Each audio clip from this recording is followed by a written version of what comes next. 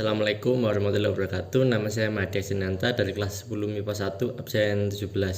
Di sini saya akan menerangkan apa itu siklus hidrologi.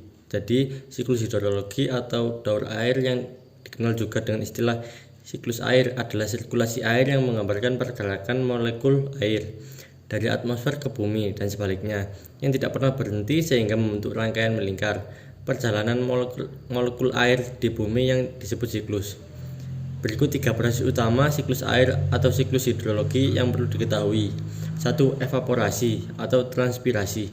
Istilah evaporasi digunakan untuk menunjukkan proses penguapan air yang berasal dari laut, sungai, danau, dan badan air lainnya. Sedangkan transpirasi merupakan pelepasan molekul air sebagai hasil metabolisme dari tumbuhan-tumbuhan. Pada prinsipnya, keduanya sama karena merupakan proses perubahan zat cair menjadi gas yang berkumpul di atmosfer. 2. Kondensasi. Kondensasi adalah proses perubahan air dari gas menjadi cair, atau kita kenal dengan istilah pengembunan, yang merupakan kebalikan dari evaporasi atau penguapan. Pada siklus hidrologi, kondensasi terjadi di atmosfer akibat perubahan suhu dan tekanan. Akibat adanya kondensasi, air akan berkumpul membentuk awan hitam yang siap turun sebagai hujan ketika mencapai titik jenuh. 3. Presipitasi. Presipitasi merupakan produk dari kondensasi.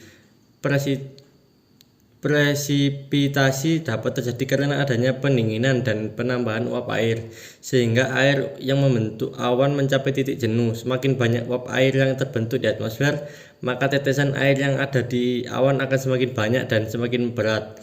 Ketika awan tidak mampu menampung banyak air yang terbentuk, maka air tersebut akan dikeluarkan dalam bentuk hujan. Air akan turun dalam bentuk salju ketika suhu berada di bawah titik beku 0 derajat Celcius atau 32 derajat Fahrenheit. Karena rendahnya suhu ketika musim dingin, uap air di atmosfer akan terkondensasi menjadi es yang padat tanpa melalui tahap cair. Selain ketiga istilah yang menggambarkan proses daur air yang telah dibahas tadi, ada beberapa istilah lain yang perlu diketahui untuk memahami proses terkait dengan siklus hidrologi, yaitu intersepsi. Air hujan terjebak di atas tanaman kemudian menguap sebelum mencapai tanah. Adveksi, awan bergerak menuju tempat lain karena bantuan angin. Runoff, air bergerak di darat dari tempat yang tinggi ke tempat yang rendah. Infiltrasi, air meresap ke dalam pori-pori tanah. Proses dan tahapan tersebut akan berulang terus-menerus sehingga air yang ada di bumi akan berputar dan tidak akan habis. Mungkin sekian dari saya. Wassalamualaikum warahmatullahi wabarakatuh.